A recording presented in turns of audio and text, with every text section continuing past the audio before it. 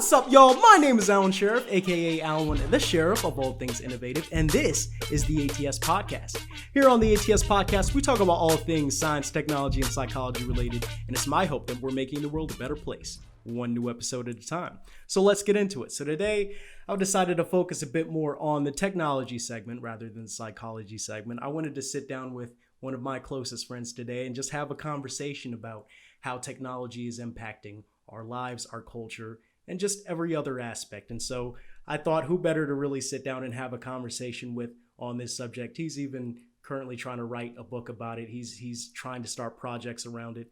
And I just want to kind of sit down and get his perspective on the matter today. So everybody, please join me in welcoming the man with the plan. He's one of the most creative people I've ever met. He's extremely awesome, and I'm extremely happy to have met him. Back to those community college days, we were really roughing and toughing it out and doing our thing, you know what I'm saying? So really happy to have met this man along the way. Everybody, please join me in welcoming Chrone Heston. How you doing this morning, man?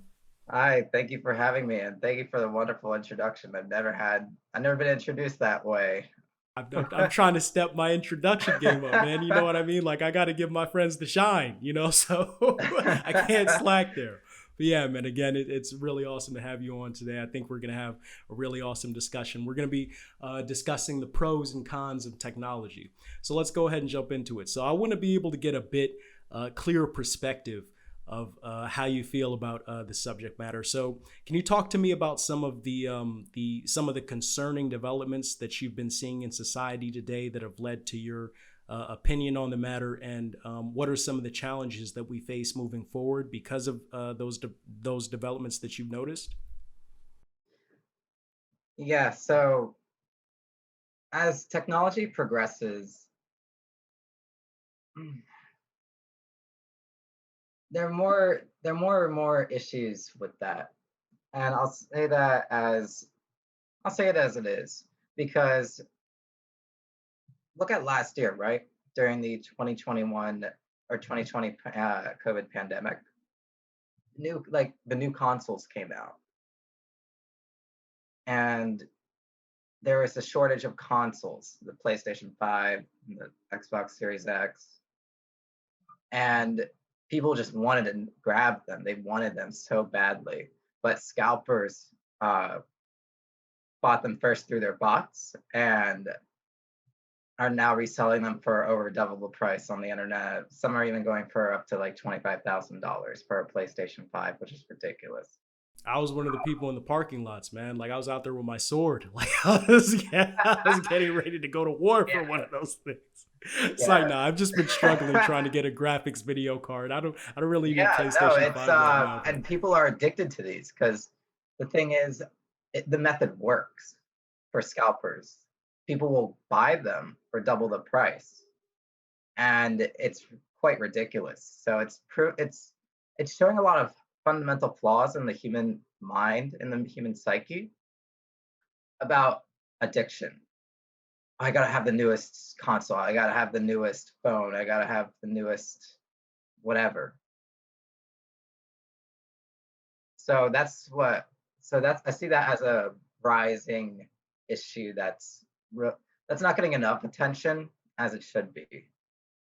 It's not about the violent video games, or it's about the addiction to technology. There are some people who will go to bed, quote unquote, go to bed, and they'll just lay in bed on their phone for like a few hours, losing time and sleep, doing whatever, watching YouTube, doing whatever with their phone. It's an addiction. I would even go as far as to say this addiction can be as bad as an alcoholic addiction or a drug addiction. I would that's very interesting that you say that. I would push back just a teensy weensy bit because, you know, I have kind of a bias when it comes to how technology and psychology and science can have a positive impact on our lives. But when I focus on technology, the first thing that comes to my head when it comes to the bias I kind of have about it is it's all about the way in which we use it.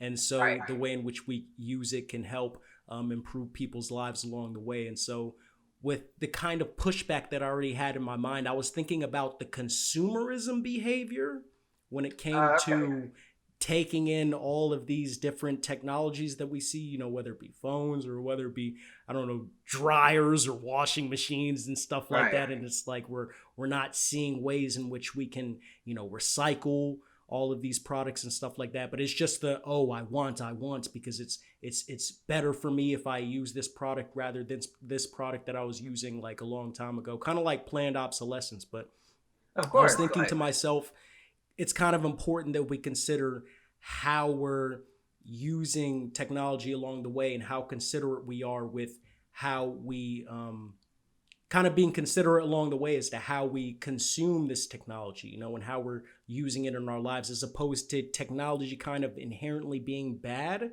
So I guess I was kind of confused about the addiction aspect I can definitely get. I mean, me, like, shoot, Well, I've been those are going to only therapy trying to get myself off of my phone. I find myself all over celebrities' accounts trying to figure out their business matter and trying to craft Right. arguments while reading, you know, the comment sections, trying to figure out, oh, who's smarter? Like, who made the right decision? Oh, no, she dumped him for a good reason. He's an idiot. Like, all these crazy arguments that we start coming up with in our heads. And we don't realize that it's none of our business. So we should just stay out of it. So the addiction aspect, I can definitely understand. And some people would say, oh, well, you know, just blame the apps because, you know, they're the ones who are creating the algorithms and putting people's content on there for people to be able to see. And it's their own research when it comes to psychology to, you know, pulling people in and stuff like that. So I didn't know if you recognized the dichotomy and you kind of had a perspective on that as well. You raise an interesting point, Alan. When I talked about the addiction part, I meant it in extreme circumstances, excuse me. But as technology is inevitable and it's part of evolution, wouldn't you say? Just look at the past in history. Like you said, we have washing machines now and drying machines. We had to do that by hand 100 years ago. Don't quote me on that, though. Would you like to? Are you currently washing your own clothes with your hands and drying them now? It's right out the window. But no, go ahead, continue. So technology has definitely made things more accessible and life very, very much easier. Yeah. I mean, just look at us on a Zoom meeting. I'm comfortably in my room right now, and I'm assuming you're comfortably in your room right now. And if we didn't have a Zoom meeting, we would have to meet up in person to do this, either in a foreign environment or an environment that's not suitable to this podcast. Mm-hmm. Mm-hmm. Kind of like I recognize how I quickly recognized there how you pointed out that we're both having this conversation from the comfort and safety of our rooms while using this Zoom software, and it's kind of I don't want to say promoting because I don't know if that's a good word to use, but it's kind of, well, I guess I could use it for now. It's promoting that distance between us. So there's kind of like that there's also kind of like that interaction aspect that we don't really get as much, which kind of could be contributing to the problem. I guess I'm still kind of teetering a bit on how exactly, because for me, when I have conversations with a lot of people, I'm trying to figure out what exactly is it about technology that kind of ticks them off. And in my head, I'm thinking, is technology inherently bad, or is it the way that we're using it that we should be extremely careful about it? You know, what exactly is it that we're doing every single day in order to make sure that we're being responsible with it and that we're also holding certain individuals, certain companies accountable when it comes to, you know, the use and accessibility of this technology and what they're doing with it, you know, like these apps who literally have like a whole bunch of like psychological research that they use in order to literally keep people on these applications. And it is becoming very much of an addiction, but I guess it then becomes a question of, oh, whose responsibility is it and where should we be putting where should we be setting up, guidelines and policies in order to prevent things from like this happening, and in order to help promote the well-being of the everyday individual in society. So I definitely think it's something for a lot of people to consider moving forward with regards to how we use technology, and how it ultimately permeates our everyday lives. But yeah, so I know that you're taking some time right now to work on your current book project. And I don't know if you wanted to kind of shed a little bit of light on that, if you'd like Sure. to. But Yeah. Though I will say I can only shed a little bit of light on that because I'm actually working on something else, and then I plan to work on to delve deeper into that project. So my idea for this book, and I can only give you really the general setting of it, is that there are two main nations. The North, which is full of technology, which is full of modern day to futuristic like weapons, like a society that's, think of it as a human society without all of the religious aspects that happened previously. So is it like a sci-fi fiction type story? Yeah. So this Awesome. This only the north side though. The south, however, is all the opposite. They do not promote technology, so they're more into using wagons as opposed to like a flying vehicle. They use horses to get around. They use they're more culturally founded. I'll explain it as like like a sci-fi like kind of Western setting. Yeah. And these two nations do not get along whatsoever. Right. That's all I can give you. Yeah, that's all we get. I'm sitting here waiting for more. Like, please continue. I hope that That's he all I forgets. can give you. I I told you. hope that he forgets that he's not supposed to give us too much information about it, like so we can. Oh man, just I'm sorry. Please forgive my consumerist behavior. Like I can't help it. I need more from you. Right. Don't make me come over your house, man. You're driving me nuts. I did want to mention back to what you said about technology irritating people, because I thought of something. I thought that was very interesting that you said, because technology again is supposed to make life much easier for us. So when it does make it easier for us, it makes it a little bit harder for us.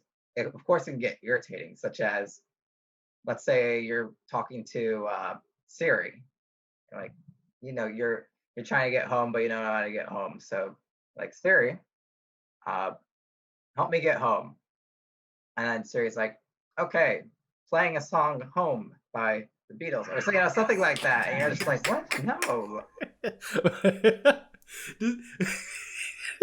Does she usually make the like? Is that Siri. a usual? No, not Siri. I personally have an Android, and I miss my Siri.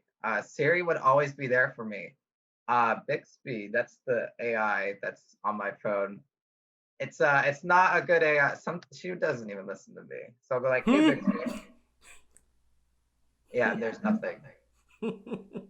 Wait, And like, you're saying your technology doesn't listen to you. So you have personal beef with your technology, which has shaped your perspective.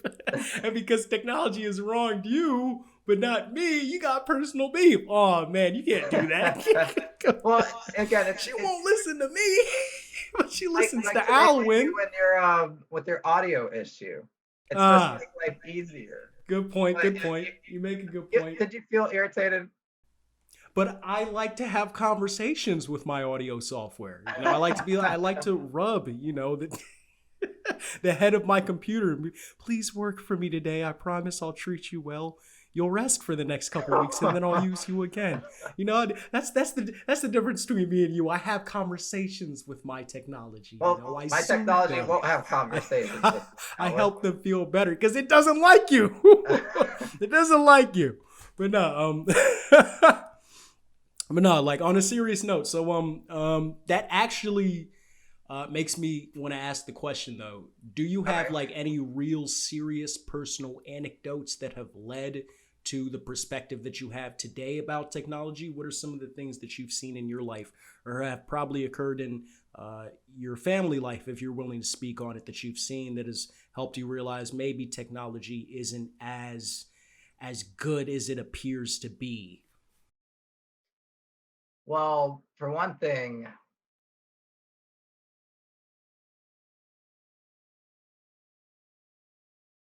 having Zoom calls for classes, because back in 2020, I was a senior and I was graduating, or not graduating. What was I doing in 2020? I was uh, I was doing something. Yeah, I was a junior, or no, yeah, I was a junior, and Zoom classes and all that, and it's boring. It really is compared to being in person. Because I can go ahead and have a Zoom meeting like this with you right now, and I can go ahead and go on another browser right now and go shopping. Of course, I'm not, because you can see your reflection in my glasses. But so it just I makes can very clearly too. I'm just now realizing that. That's wild. But go on. so, and people with learning disabilities like myself, that's very, very, very difficult compared to being in person, where you're just there's more of a there's more of a human interaction there. You kind of don't like how sometimes technology has a tendency to distract people from really being able to have that real human connection, that real interactive experience with another human being that helps strengthen the bond. And Right. so, kind of like how technology kind of has a negative impact on our lives in many types of ways, but distractions are one of the core. Starting to feel like technology? Are you starting to feel like distractions are the core, at the core of why technology itself might be pretty difficult to work with over time? And in which case, it kind of forces me to ask you the question then: what are some of the positives that you see about technology? And if you can't find any positives, well then what are some of the things that we can do to help mitigate the negatives of technology and kind of make it work a lot easier for everyone, especially for individuals like yourself? Well, there are obviously positives to technology, but we're social creatures. We desire that human interaction. I mean, you could say that we're desiring that human interaction right now between us through this Zoom meeting. Yeah. I'm sorry. What was the rest of your? And you threw me like a bunch of questions. No, I was wondering if you personally could recognize some positives that you've seen from technology that you've liked Okay. so far, and whether or not those positives, whether or not, if you can't find any positives, what are some of the negatives that you think we could work on in order to make sure that technology works for all of us? Well, the basic functions of the phone, such as texting and phone calls, oh my gosh, they're a lifesaver. Oh my gosh. Because you could go ahead and meet up with, let's say you meet up with a friend and you plan to go to out on a Friday night, and one of you only shows up. If you don't have that phone, It's a wrap. right, you're like you this friend could have been in a car accident, but the friend that's there at the bar for Friday night is like, man, this guy ditched me, or like he ghosted me. And I've known him since the college days, Alwyn, like you. Yeah, that could have been me, man. That could have been anybody. Like, what's wrong with me? No, but I mean, I guess the thing that I'm trying to work with here in my mind is the real question is how bad can technology get for us, right? I'm trying to look for that from your perspective? Maybe address that a little bit. How bad can technology get for us before it's too late, and what can we do to kind of not make it as bad for us in the future? You know what I mean? Like, I don't know if you You're feel asking me like we're worldly literally questions going right now. towards an abyss. We're literally, like, as a civilization, on our way towards an abyss, and we're just gonna fall off the cliff. Like, do you feel like there's a doomsday coming because of because Doomsday? yeah, like, do you imagine a doomsday event? Like, and I don't know. One word did strike out to me, and that's replaceable. Just look at stores, grocery stores right now. They're replacing clerks, cashiers. So technology has the potential to replace us for, I won't say our worth, because each human being is undoubtedly worthy, no matter what they've done. But it's replacing us. And in your words, it would be a slow doomsday is arising. Hmm. That's funny though, because think about it. Do you like to work, man? I mean, wouldn't you want technology to take your job? Like, I'll just be celebrating in the streets. Like, yeah, I can finally focus on my passions. Well, are we going towards a doomsday, or are we going towards a utopia? All right, like, you know what I mean? Like, how can that doomsday not spell happiness for you? Well, wouldn't you look at you, right? You're doing what you love right now, and there are some people who right now do not like what they're doing at all. They don't love it at all. And there are some people who do, and that want to work and want to get out there. I'm characterizing myself right now, but anyway, there are some people who just want to. I'll even go as far as say as all people want to do meaningful things in their lives, and maybe going to work isn't as meaningful as one would think, but you could change somebody's day. If somebody's having a bad day and you just be polite and be nice, you can think back and look and see like, wow, that person was really nice to me. And then that kindness is then transferred and shared. And it's like a virus, kindness. It just goes ahead and just infects people. Like once one person has it, just everybody goes and gets it. Yeah. Like for example, I was at, and I know this will shock your viewers. I was at a McDonald's drive-thru one time. All right, it's not as bad as it make it sound. And I was talking to the cashier, and she told me that the person in front of me paid for my meal. And that inspired me to then pay for the person who's behind me. And the cashier said that this was a trend that started since her shift started. And I asked her how long she's been working there since her shift started. And she said at least 3 hours.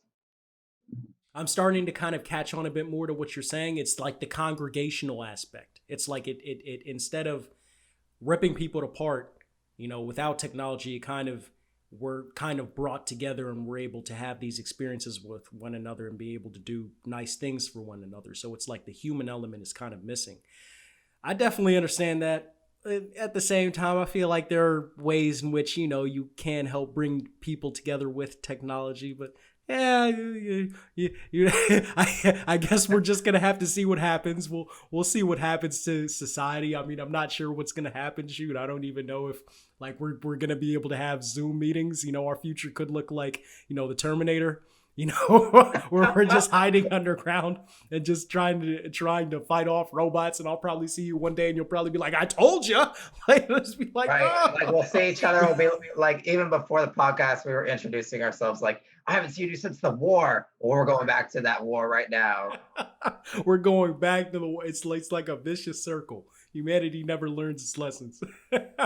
Well, thank you so much, man. I appreciate you for coming on the podcast today. It's really awesome always speaking to you.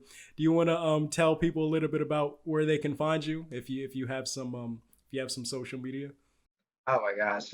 You're giving me the chance to promote my social media? Yeah, yeah, okay. Why not? This is the benefits of technology.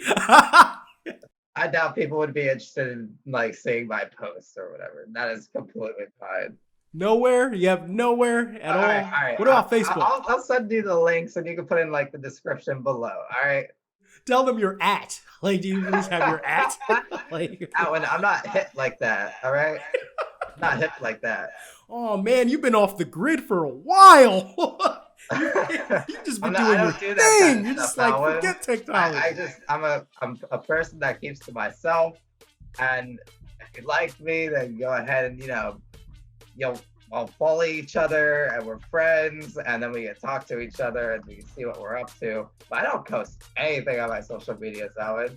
I've been thinking about deleting them. This man is minding his own business. He does not care about celebrity gossip or anything. Like, I like that. I like that. You're gonna find me in the forest eating berries with this man. But nah, again, thank you so much for coming on, man. Really appreciate it. Thank you so much for having me. Everybody, Chrone Heston, thank you for coming. Thank you, man. Thank you. This was fun. I love this.